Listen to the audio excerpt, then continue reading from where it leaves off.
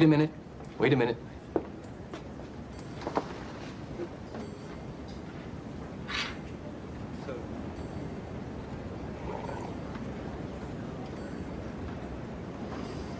You know, this is, excuse me, a damn fine cup of coffee.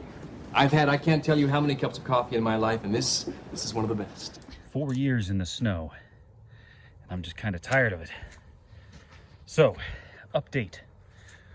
We ate a bearing in the blower that's in here. 2 days after, I purchased a new blower to put in it. So that's the update is we're gonna clear some space in the garage. I've got some awesome projects going there. And we're gonna get this baby into the shop and get some stuff done. You haven't seen the interior, have you? Jeez, I got a lot of ground to cover. That's a teaser. Anyway, see you guys in a few minutes. But this is ridiculous.